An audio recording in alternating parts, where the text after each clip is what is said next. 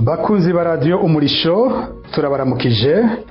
Aka ni kakanya kumviriza ikiganiro Ndondeza musanzwe mushikirizwa na Fokode kubijanye n'abanyagihugu Burundi bagenda baranyuruzwa kuva muri 2015 bagahagarikwa n'inzego z'umutekano mu nyuma bakabugwa irengero ryabo. Ku mugoroba wo kwigenekerezo rya gatanu ndamukiza muri 2024 uwitwa Pacifique Nkeshimana yari umushoferi yunguruza abantu ava muri komine Mabayi mu ntara ya Cibitoke yagiye kubika imodoka ayakoresha kuri OTB Buhoro aho ni muri komine Mabayi nyene. Avuye aho yabitsa imodoka kwa sebuja niko kuca aterataha ku rugo rwiwe agiye nk'ikilometero kimwe gusa avuye hamwe kuri OTB Buhoro niho yacahura na kamyonete double cabine itukura ifise ibiyo bitabona. Abari muri iyo modoka bamwinjiza mu modoka, imodoka iva ngaho yiruka. Guhera ico gihe nta gakuru ka Pacifique Nkeshimana. Kino kiganiro tugikoze haciye amezi 5 abiwe batazi iyo Pacifique Nkeshimana yajanywe. Bakunzi rero b'ikiganiro Ndondeza, ikiganiro cuno musi kigiye kubaganirira ibijanye n'ifatwa be nibugwa irengero rya Pacifique Nkeshimana. Pacifique Nkeshimana akaba umwe mu bo twabwiye muri uyu mwaka wa 2024 bariko baranyuruzwa ku murindi udasanzwe mu gihugu cy'u Burundi. Mu kiganiro cyaheruka cyari kijanye na Gilbert Irakoze nawe nyene akaba umunyagihugu wo ngaho muri komine Mabayi mu ntara ya Cibitoke yanyurujwe mu kwezi kwa kabiri muri 2024.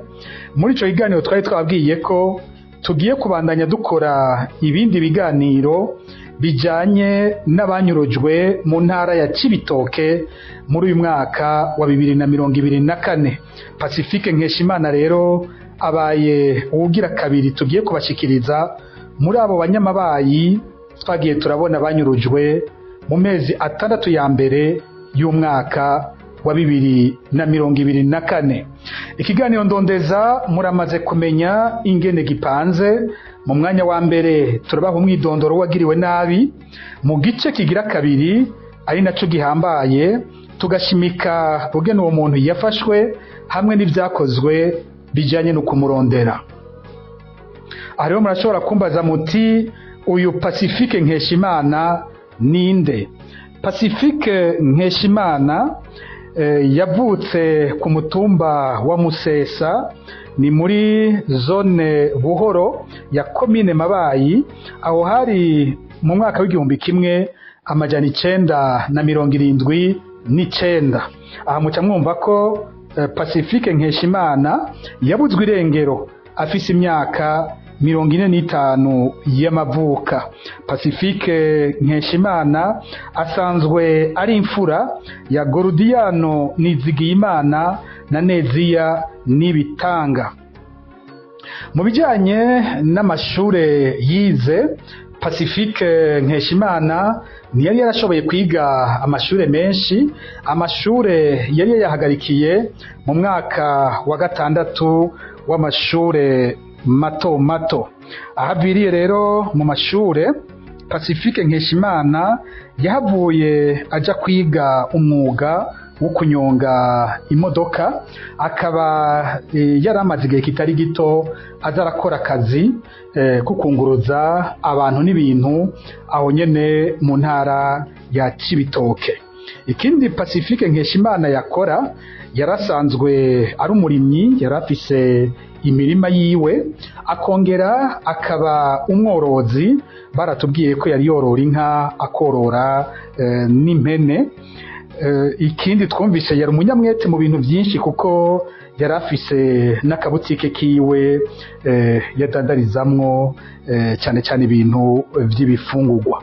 Pacifique Nkeshimana yarubatse urugo rwiwe, yari serugo, akaba umuvyeyi w'abana batanu.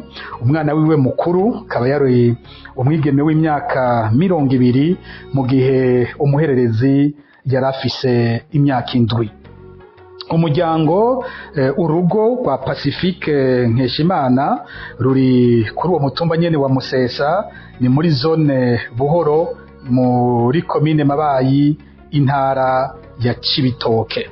Abazi Pacifique Nkeshimana uko batubwiye bati yari umuntu avuga amajambo make cyane, umuntu w'umunyamahoro, umuntu abanye neza n'abandi bose mu kibano.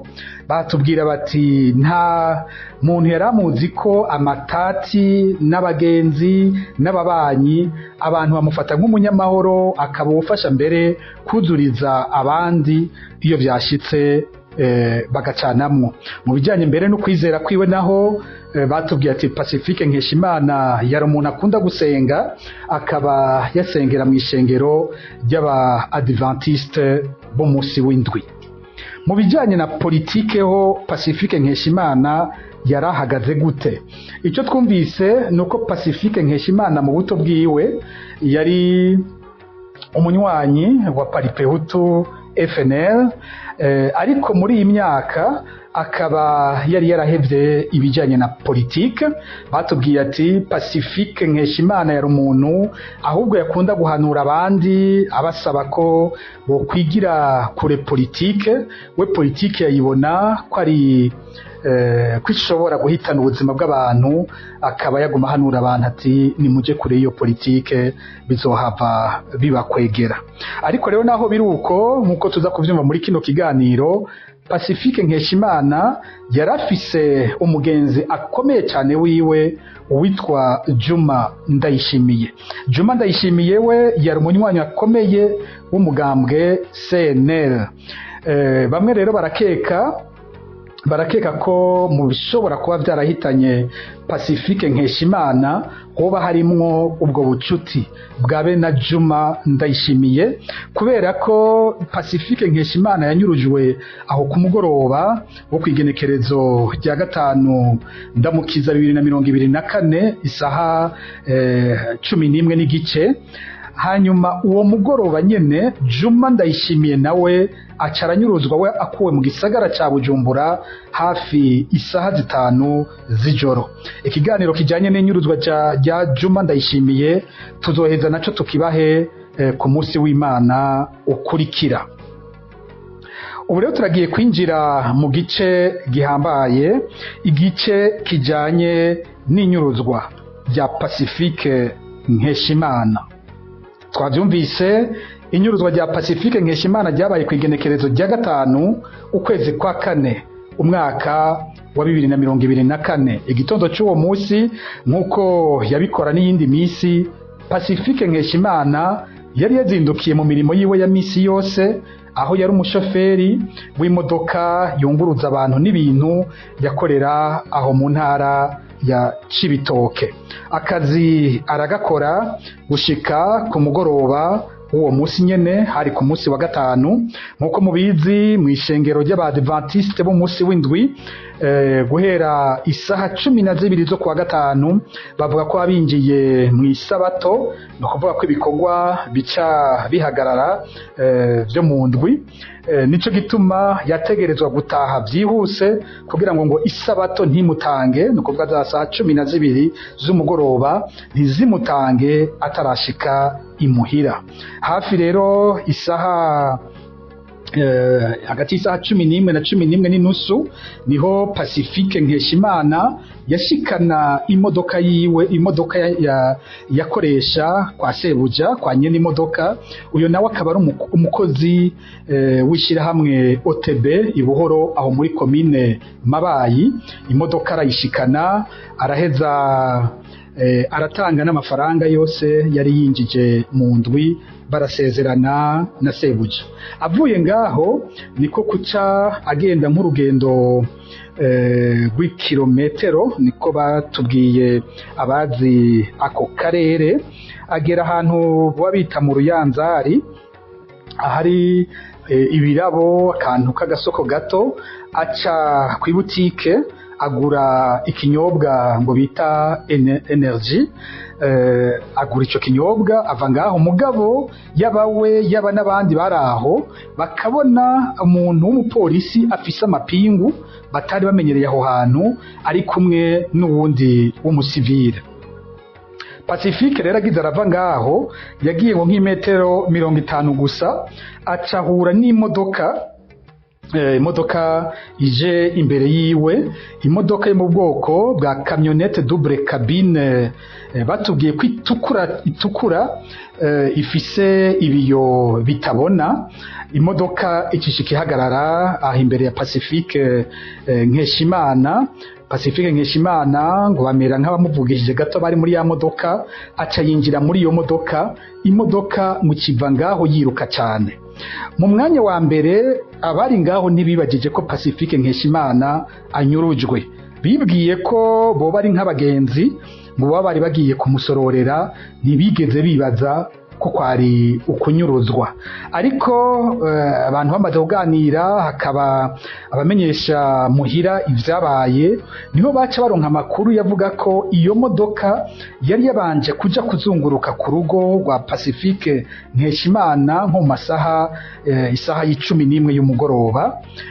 Niho rero ya modoka ikiza bakaca bahura aho isaha 11 n'igice Pacifique Nkeshimana abaragiye.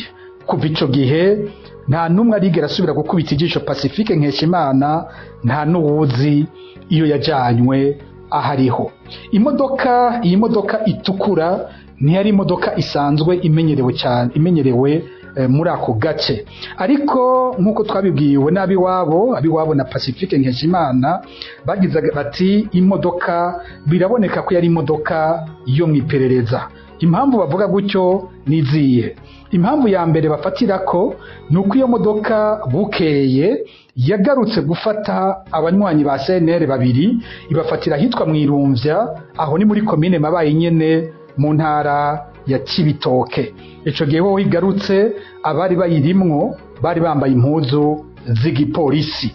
Ikindi kintu kibereka ko iyi modoka iyo mwiperereza nuko nkuko twamaze kubivuga, uwo mugoroba nyene umugenzi akomeye cyane wa Pacifique Nkeshimana, umwe twababwiye Juma Ndayishimiye, yaciye anyuruzwa mu ijoro ry'uwo munsi nyene, nawe akugwaho yaba mu Kinama mu gisagara ca Bujumbura. Bakabona ko ifatwa rya Pacifique Nkeshimana n'ifatwa rya Juma Ndayishimiye bifatanye, kandi nkuko tuzovyumva mu biganiro kiza, ifatwa rya Juma Ndayishimiye ryo byarabonetse gose ko cari gikorwa ciperereza.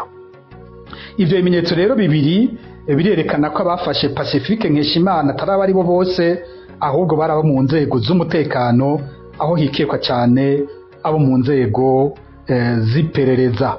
No makuru mu nyuma bamwe mu begereye Pacifique Nkeshimana bagiye bararonka nuko hoba hari inkuru z'ibinyoma zoba zarakwiragijwe zijanye no kuvuga ko Pacifique Nkeshimana ngo yoba yahora yunguruza ibigwanisho mu modoka imwe yakoresha yikunguruza abantu n'ibintu, ariko bagatangara ingene ayo makuru yo havaza, kandi iyo modoka itigeze ifatirwamo ivyo bigwanisho, n'igihe bamufata akaba imodoka yari yamaze kuyisubiza.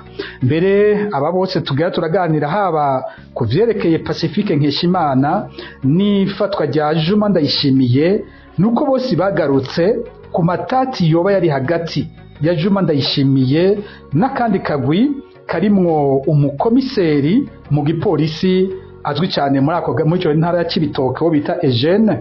Bavuga ko hari ivyo bari bapfa bijanye no gucukura ubutare, bakibaza ko kubera ya matati yoba yari hagati y'abo bantu hoba havuye hakogwa irementanya rijanye no kubagiriza ibijanye no guhungabanya umutekano. Nk'uko twamaze kubivuga mu biganiro byinshi, abantu banyuruzwa muri uyu mwaka wa 2024 ni benshi. Dusanga ubwa mbere havugwa amatati y'abantu, ariko hagera kubanyuruza hagakoreshwa inzego z'iperereza habanje kuvugwa ibibazo bijanye n'umutekano. Abegereye bano bantu babiri naho nyene baravuga cyane ibi bintu by'amatati y'amafaranga vyavyaye ukurementanya ibijanye no guhungabanya umutekano w'igihugu. Tuzobigaruka ko ivyo byose mu kiganiro kizokurikira. Abajyango ba Pacifique Nkeshimana ntaco batakoze kugira ngo bamurondeze. Barituye igipolisi muri komine Mabayi. Mu gipolisi barabarahira ko batazi abatwaye Pacifique Nkeshimana. Babaza umwidondoro wose barawutanga, babaza ifoto ya Pacifique Nkeshimana barayitanga, baratanga amakuru yose bari bafise ajanye n'ifatwa ryiwe. Mu gipolisi barabemereye ko bazobahamagara bakababwira ico bashitseko. Amezi abaye 5 igipolisi ataco kiravuga. Abajyango ba Pacifique Nkeshimana barituye kandi umusitanteri wa komine Mabayi Jeanne Izomporera. Umusitanteri yarabakiriye arababaza amakuru yose bafise, aca bishura ko ico kibazo kimurengeye. Yabwiye ati jewe ibintu mbashobora kuraba ni ibintu vyerekeye komine Mabayi vyonyene, ariko iyo kimaze kuba ikibazo kirengeye komine ntwara, ivyo jewe simba nkibishobora, mwogerageza mukitura izindi nzego. Inyishu itumvikana kuko wafashwe yafatiwe muri komine Mabayi. Muri ico gihe musitanteri ntashobora kuvuga ko umuntu yanyururijwe mu ikomine arongoye, ivy'uwo muntu bitaba bikimwerekeye. Inzego zose z'igihugu zo muri ako karere za komine Mabayi, haba abajejwe intwaro, abajejwe igipolisi, abo bose bategerezwa gukorana bakamenya ikiba cabaye mu ntara. Kubona abategetsi umutima udasimba ngo biyumvire ko batewe mu ikomine yabo, kiba ari ikimenyetso ko bafise amakuru y'abashobora kuba bakoze ivyo bintu. Mu muryango rero wa Pacifique Nkeshimana umwiheburo ni wose. Baranituye umugwi w'igihugu urabye agateka kazina muntu CNDH, aho naho nyene nta nyishu bararonka kubijanye niyo Pacifique Nkeshimana yoba yarajanywe. Twagomba duce gato kubijanye n'imigenderanire ya Pacifique Nkeshimana na Juma Ndayishimiye, nawe tuzokumva ivyamubayeko mu kiganiro kizokurikira. Pacifique Nkeshimana yarigize kumara igihe ari umushoferi anyonga imodoka yari iya Juma Ndayishimiye yarasangiye n'umwe asigaye ari musitanteri wa komine Mabayi Jeanne Izomporera.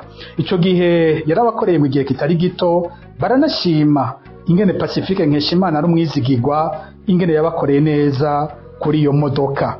Ubu rero mu minsi iheze wa Juma Ndayishimiye yarafise umugambi wo kugura ibisi nini izohora yunguruza abantu aho nyene mu ntara ya Cibitoke.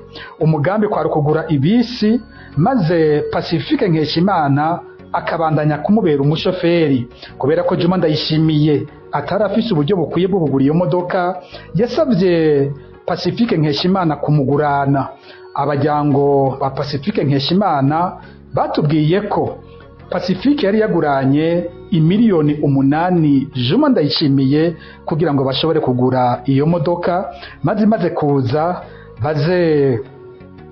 baze baragabura inyungu bafatiye ku mafaranga yashizemwo, iruhande yuko Pacifique yobaye ari n'umushoferi w'iyo modoka. Aha rero bikumvikana ko imigenderanire y'abantu babiri yari imigenderanire ikomeye cyane. Ikindi banatubwiye nuko umwigeme w'imfura wa Pacifique Nkeshimana yaramaze iminsi aba mu kinama kwa Juma Ndayishimiye mu gihe yariko aritegura arondera impapuro zomufashije kuja mu gihugu kimwe cy'Abarabu. Aha tubona abarundikazi benshi bariko baraja gukora. Juma Ndayishimiye niwe yuko aramufasha kuronka izo mpapuro n'ibikenewe vyose. Ni ngaho rero bihera benshi bakibaza ko Pacifique Nkeshimana yafashwe kugira ngo aje kwerekana urugo rwa Juma Ndayishimiye, kuko Juma Ndayishimiye yarasanzwe afise urugo muri komine Mabayi, akaba kandi yarafise guhera vuba urundi rugo muri komine mu Kinama mu buraruko bw'igisagara ca Bujumbura. Bigashoboka ko abanyuruje Juma Ndayishimiye bo batari bazi neza ahaba, ariko kwitwaza Pacifique Nkeshimana ngo ahabereke, ariko bica birangira yaba Pacifique Nkeshimana yaba Juma Ndayishimiye bose atawusubiriye kumenya iyo bajanywe. Nkuko dukunze kubivuga mu kurangiza kino kiganiro, two kwiyumvira abambere baheza bakabazwa ivyashikiye Pacifique Nkeshimana, mu gihe biboneka ko iperereza ryagize uruhara rukomeye mu inyuruzwa rya Pacifique Nkeshimana. Uwa mbere aheza akabibazwa n'uwari umukuru w'iperereza mu ntara ya Cibitoke muri ico gihe, uwo nawe akaba yari witwa Nestor Nyandwi. Nestor Nyandwi twaramuvuze no mu biganiro giheruka. Uyu mukozi w'iperereza asanzwe ava hamwe ku gatumba n'umukuru w'umugambwe CNDD-FDD Reverien Ndikuriyo, yanahoze ajejwe umutekano wa Reverien Ndikuriyo akirongoye inama nkenguzamateka.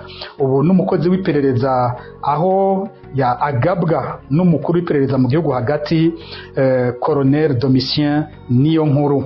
Uyu Nyandwi Nestor twarabwiye kandi ko mu kwezi kwa gatanu guheze yakuwe muri ayo mabanga yo kurongora iperereza mu ntara ya Cibitoke, inyuma yaho dutanguye gushirira habona bene aya makuru avuga ivy'inyuruzwa ry'abantu aho mu ntara ya Cibitoke. Araheza asubizwa gukorera ku cicaro gikuru c'iperereza i Bujumbura. Uyu ku bwacu niwe muntu wa mbere ateza kubazwa bino bintu, hakaca hakurikira abamurongoye mu iperereza harimwo wa Domitien Niyonkuru twari duhejeje kubabwira, be n'abatwara iperereza mu gihugu cyose. Dufashe ko inyuruzwa rya Pacifique Nkeshimana rishobora kuba rifatanye n'inyuruzwa rya Juma Ndayishimiye ryabereye mu gisagara ca Bujumbura, uwundi muntu aca afise icyo abizi ko n'umukuru w'iperereza mu gisagara ca Bujumbura Elifaz Niyongabo. Aha rero niho turangirije kino kiganiro. Dushimiye mwebwe mwese mwagikurikiye, tugasaba uwafise amakuru kuri iyi modoka tutamenyereye, imodoka double cabine Toyota Hilux itukura yakoreshejwe muri inyuruzwa ya Pacifique Nkeshimana n'abandi babiri bahavuye bafatwa bukeye muri komine Mabayi. Umuntu yomenya neza iyi modoka iyo ariyo, akamenya abasanzwe bayikoresha baribo, baba badufashije hamwe bodufasha kuronka ayo makuru. Nuko rero tuzaba dusubira mu kiganiro gikurikira. Murakoze, umugoroba mwiza mwese.